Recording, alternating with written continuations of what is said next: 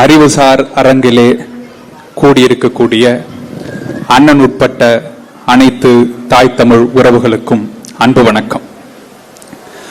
முதலாவதாக இந்த சிறப்புமிக்க ஒரு நிகழ்வை பல்லாவரத்தில் ஏற்பாடு செய்து கொள்ளுங்கள் என்று அனுமதியளித்த தலைமைக்கு ஒரு நன்றி.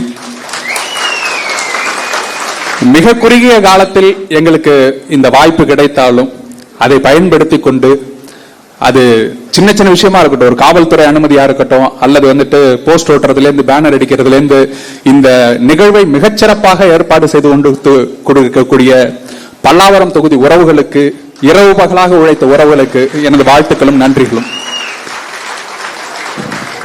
ஒரு இக்கட்டான சூழல்ல இருக்கிறோம்.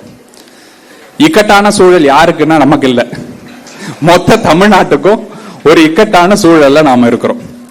ஏன் அப்படின்னா, தேர்தலின் போது பல பேரும் நம்மளை சந்திச்சு பேரெழுச்சியா சொன்னாங்க, நீங்க ஒரு மிகப்பெரிய அளவில் வெற்றி பெறுவீங்க, நீங்க நல்லா வர்றீங்க அப்படின்னு சொல்லிட்டு. முடிவுகள் ஒரு மிகப்பெரிய அதிர்ச்சியை நமக்கு கொடுத்துச்சு. நமக்கு மட்டும் இல்ல, பொதுமக்களாக இருந்த பல பேருக்கும் அதிர்ச்சியை கொடுத்துச்சு. நான் மட்டும் தான் போட்டேன்னு நினைச்சேன், எல்லாரும் போட்டாங்களா, அதுக்கு பிறகு புலம்ப ஆரம்பிங்க. யாரெல்லாம் ஓட்டு போட்டாங்களோ பின்னாடி புலம்ப ஆரம்பிச்சிட்டாங்க. அண்ணன் ஒருத்தராவது உள்ள போயிருக்கலாமே, நீங்க ஒரு 10 பேராவது உள்ள போயிருக்கலாமே, அப்போ இந்த நாடு நல்லா இருந்திருக்குமே அப்படின்னு சொல்லக்கூடிய குரல்கள் கொஞ்சம் கொஞ்சமாக அதிகரிக்க ஆரம்பிச்சது.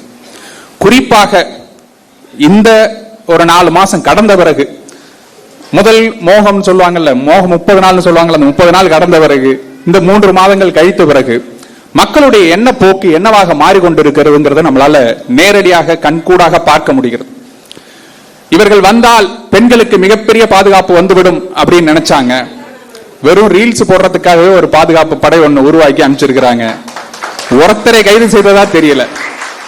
பெண்களின் பாதுகாப்பு இன்னும் கேள்விக்குறியாகவே இருக்கிறது. போக்சோ வழக்குகள் அதிகமாக பதிவு செய்யப்பட்டுக் கொண்டிருக்கிறது. இவர்கள் வந்தால் அஜித்குமார் மரணத்துக்கு நீதி கிடைத்துவிடும் என்று சொன்னார்கள். 3 மாசத்துக்குள்ள 4 காவல்துறை மரணம். இதுவரைக்கும் யாரையும் கேள்வி கேட்டதாக எந்த செய்திகளும் இல்லை. இவர்கள் வந்தால் விவசாய கடன்களை உடனடியாக ரத்து செய்வார்கள் அப்படின்னாங்க.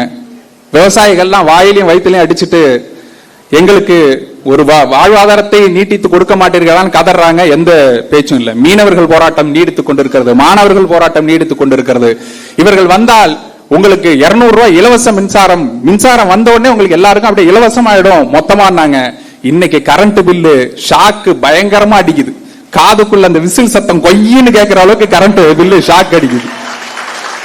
அப்ப இப்படியாக எது ஒன்று பொற்கால ஆட்சியை கொடுத்து விடும் என்று இவர்கள் நம்பினார்களோ, எது ஒன்று மாற்றத்தை நமக்கு கொடுத்து விடும் என்று நம்பினார்களோ, அது எவ்வளவு பெரிய ஏமாற்றமாக மாறி நிற்கிறது என்பதை மக்கள் உணரத் தொடங்கி இருக்கிறார்கள். அதன் விளைவுதான் இன்றைய நிகழ்வு. இன்றைய நிகழ்வை பாக்கியன் சொல்லும் போது நான் சொன்னேன், என்ன மாதிரி எப்படி அப்படின்னாக்க, ஒரு பேரளவுல ஒரு 100 பேர் 200 பேர் அந்த மாதிரி சேர்த்துருவோமா அப்படின்னாக்க, இல்லப்பா உண்மையிலே புதிதாக இணையக்கூடிய உறவுகளை மட்டும் வச்சு அண்ணன் முன்னாடி சேர்த்து பண்றோம். சரிண்ணா, எத்தனை பேருன்னு? ஒரு 200-300 பேர் பண்ணலாமாண்ணே அப்படின்னா, ஒரு 500 பேர் நிறைய அளவுக்கு ஒரு அரங்கத்தை ஏற்பாடு பண்ணுங்க அப்படின்னு இருந்தாங்க. சரி, ஒரு 500 பேர் அப்படிங்கிற மாதிரி ஏற்பாடு பண்ணோம். அதன் பிறகு பார்த்தா 500, 600 ஆச்சு, 700 ஆச்சு, 800 ஆச்சு. இன்னைக்கு தேதியில பாத்தீங்கன்னாக்க அரங்கத்தில் உட்கார இடமில்லாத அளவுக்கு 1000 பேரை தாண்டி அண்ணனோடு இணையக்கூடிய புதிய உறவுகள் என்று இந்த நிகழ்வு மிகப்பெரிய வெற்றியாக மாறி நிற்கிறது. காரணம் என்ன? காரணம் என்ன? எங்கு நல்லது ஒன்று இருக்கிறதோ அதை தேடி நல்லவர்கள் வந்து சேர்வார்கள். அண்ணன் சொல்வது போலதான் தலைவர் அவர்களிடம் பல இயக்கங்கள் இருக்கிறதே, ஏன் நாங்கள் விடுதலை புலிகளை நோக்கி வர வேண்டும் என்று கேட்கும்போது தலைவர் சொன்னதாக சொல்லுவாங்க, நல்லது எங்க இருக்கிறதோ, யார் நேர்மையாளராக இருக்கிறோ அவர்களை நோக்கி மக்கள் வந்து சேர்வார்கள் அப்படிங்கறத சொல்லுவாங்க. அப்படியாக இந்த நிகழ்வு புதிய உறவுகளாக அத்தனை பேரும் இணையக்கூடிய ஒரு நிகழ்வாக இது மாறி நிற்கிறது. விஷயத்தை தான் நான் சொல்ல விரும்புவேன். இவங்க கட்சி விட்டு போறாங்களே, அவங்கள கட்சி விட்டு போறாங்களே அப்படின்னாக்க அவர்களை விமர்சனம் செய்வது நம்மளுடைய வேலை அல்ல. அவர்களுடைய தேவையோ, அவர்களுடைய உணர்வுகளோ, அவர்களுடைய இதுவோ அவர்கள் வெளியாயிட்டு போறாங்க. நாம் தமிழர் கட்சியில் பயணிக்கக்கூடிய நாம் எப்படிப்பட்டவர்களாக இருக்கணும் அப்படிங்கறத நான் சொல்லணும்னு விரும்புறேன். கொள்கையின்பால் ஈர்க்கப்பட்டு வந்தவர்கள், கொள்கையின்பால் ஈர்க்கப்பட்டு வந்தவர்கள்னாக்க, இப்ப என்ன எடுத்துக்கோங்களேன், அரசியல் என்பதே வேண்டாம் அப்படின்னு ஒதுங்கி ஓடி வந்தவன் நான். ஊரை விட்டு எனக்கு ஊருக்குள்ள இருந்து அரசியலுக்குள்ள தள்ள போடுவோங்கிற ஒரு காரணத்தினால அரசியல்னால வேண்டாப்பா அப்படின்னு ஓடி வந்தவன் நான். ஆனால் அண்ணன் சீமான் என்ற ஒற்றை நபர், நீ அரசியல் பேசவில்லை என்றால், நல்லவர்கள் அரசியலுக்கு வரவில்லை என்றால் நாசமாக போகும் நாடு என்று உணர்த்தியதால் அரசியலை நோக்கி ஈர்க்கப்பட்டு தமிழ் தேசியத்தின் பால், ஒரு தமிழ் தேசிய பாலை ஊட்டி ஊட்டி வளர்த்து அரசியல் புரிதலை உண்டாக்கி ஒருவனை உருவாக்கிய பிறகு இந்த கொள்கையின் பிடிப்பின் பால் நிற்கக்கூடிய ஒருவனால் நாம் தமிழர் கட்சியை விட்டு ஒருபோதும் விலக முடியாது, ஒருபோதும் விலக முடியாது. நாம் தமிழர் கட்சியே என்னை விலக்கினாலும் நான் நாம் தமிழர் கட்சியிலிருந்து விலக மாட்டேன். நான் மீண்டும் மீண்டும் சொல்வது ஒண்ணுதான், 6 அடி உயரத்துல புலிக்கொடி ஒண்ணு வச்சிருக்கிறேன். நாளைக்கே செத்தா கூட எந்திரிச்சு புலிக்கொடியை போத்திட்டு சாவனே தவிர இன்னொரு கட்சி பக்கம் எட்டி பார்ப்பதில்லை. ஏன் தெரியுமா? ஏன் தெரியுமா? ஏன் தெரியுமா?